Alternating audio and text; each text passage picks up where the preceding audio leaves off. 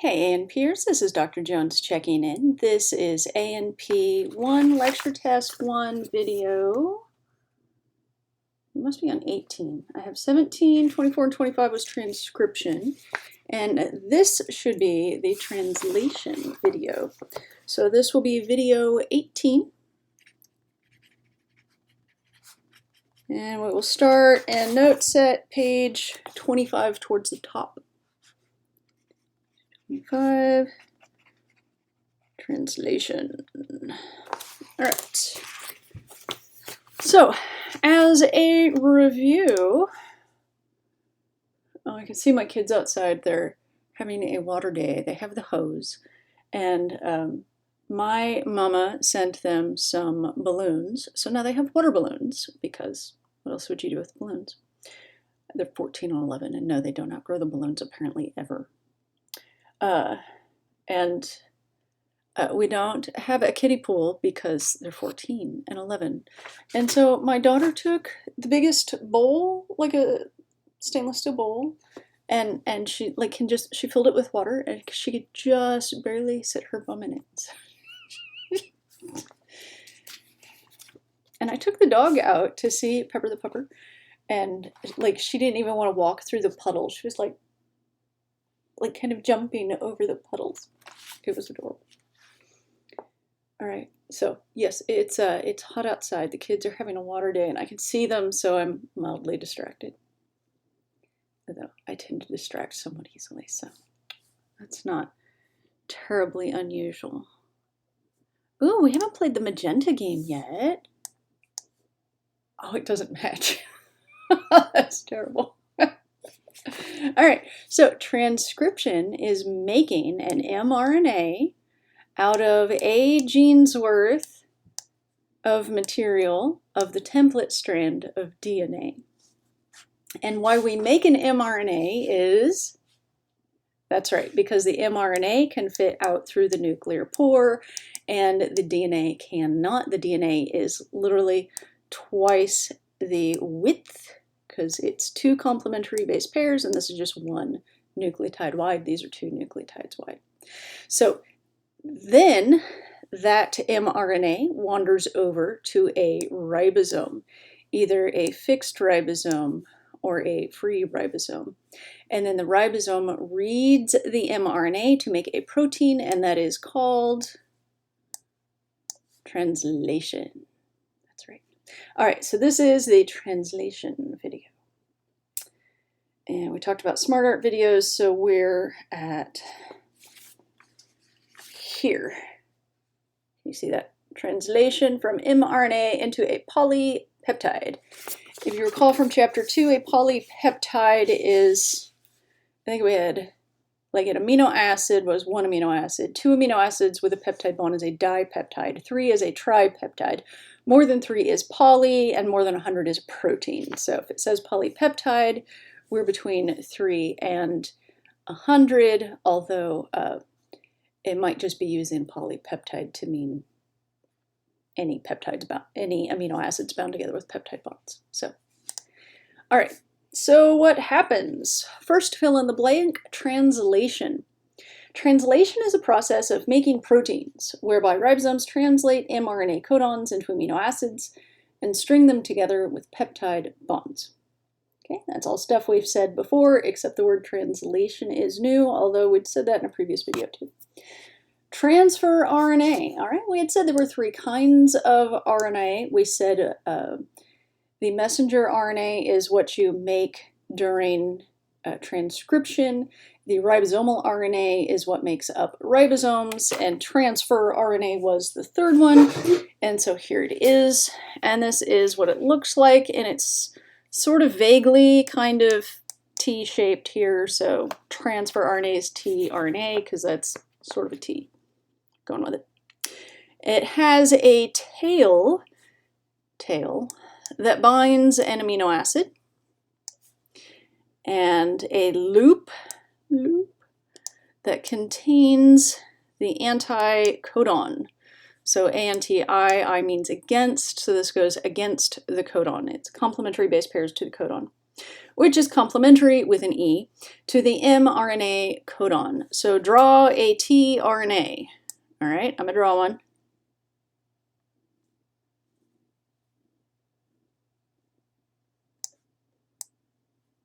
Okay, amino acid. Making a video. Okay. You okay? Yeah. Are you wet? Yeah. Are you sobbing? Yeah. Anticodon. There we go. I didn't get a look at her, but okay. So this is the tRNA. All right. Something else I was supposed to say about that I can't remember. Located in the cytoplasm, that's what else I was supposed to say. And the RNA rules apply because here we're going from mRNA codon, and we're complementary base pairing the tRNA anticodon. So mRNA codon, anticodon.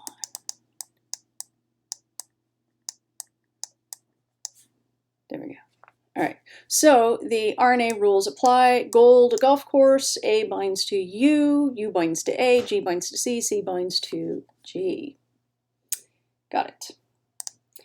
So, quiz. Translation quiz. Fill in the tRNA anticodon complementary base pairs to the mRNA codons. RNA to RNA rules apply, and here those are. So, if our mRNA codon is UUU, what is our tRNA anticodon? Well, U binds to A, so AAA. Okay, if we have mRNA codon UUA, then what's our tRNA anticodon? U binds to A binds to U,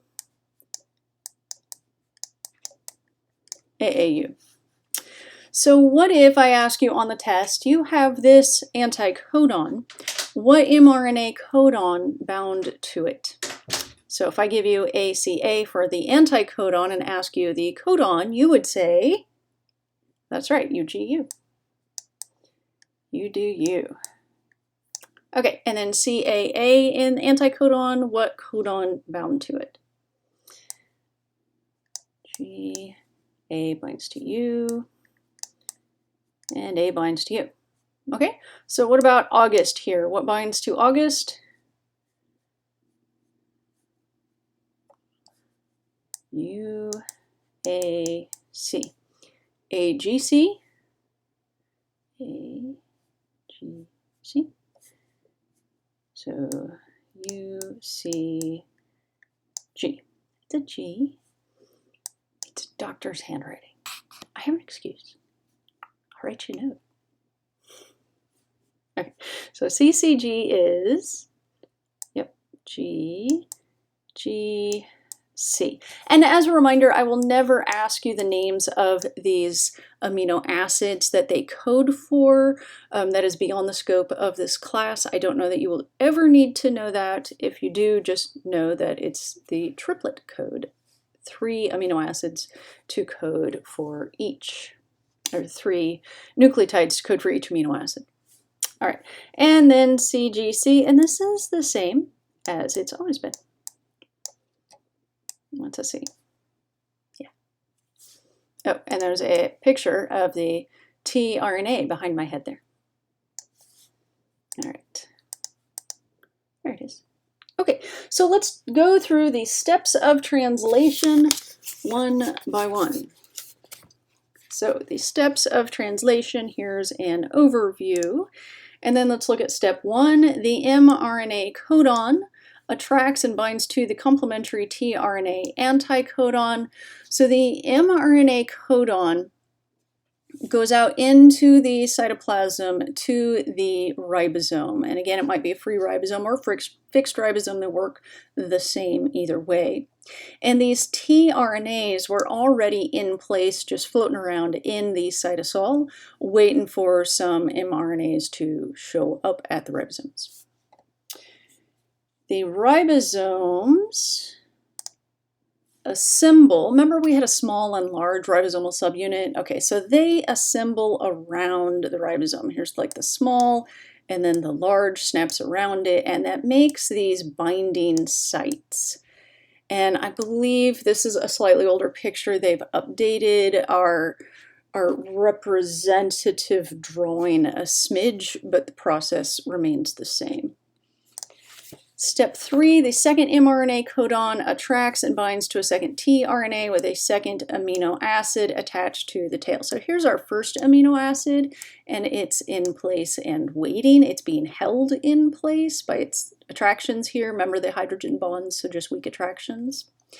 And then the second one lines up. Now we have 2 amino acids next to each other. So now the only thing we need is a step 4 peptide bond.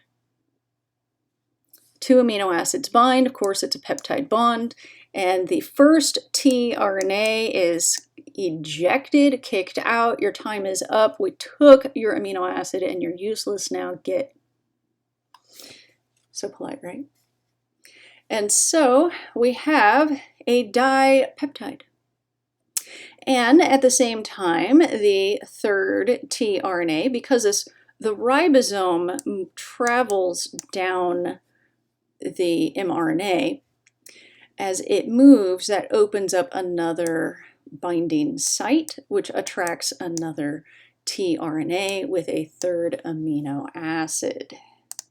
Step 5, the process repeats until we hit that stop codon that we mentioned, and then the ribosomal subunits unsnap, and the polypeptide is released, the mRNA is released, and the ribosomal subunits are released. Whole process typically takes all of 20 seconds and can be repeated with the same mRNA strand. In fact, if it's a long enough mRNA strand, and remember a protein is 100 amino acids, which will be 300 nucleotides, because you need 3 nucleotides to make an amino acid.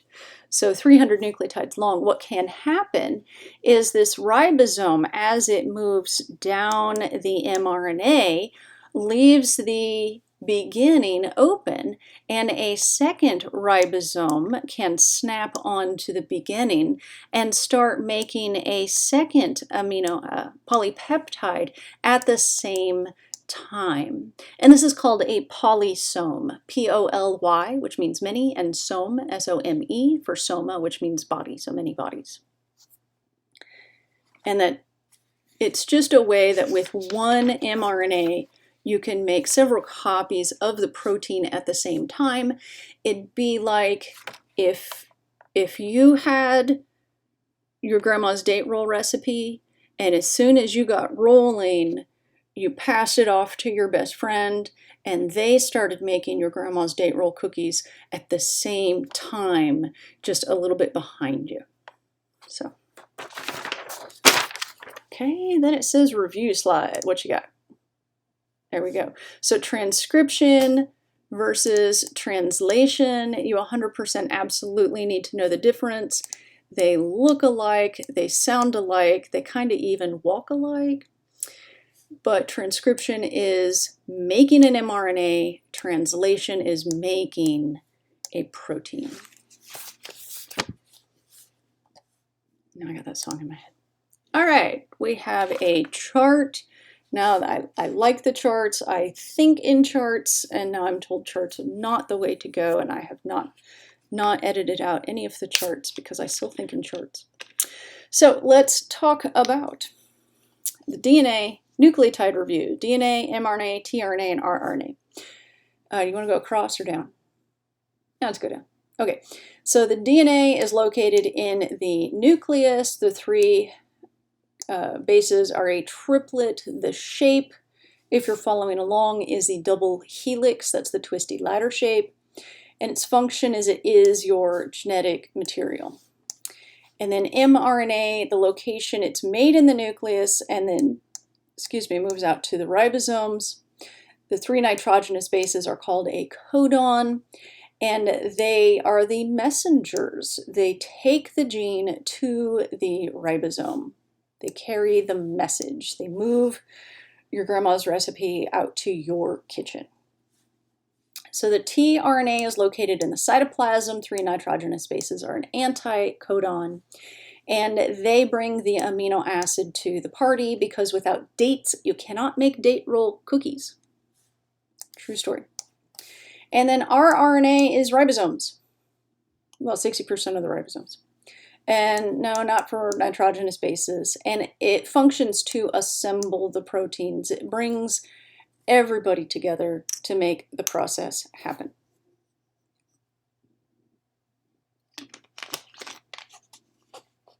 Okay.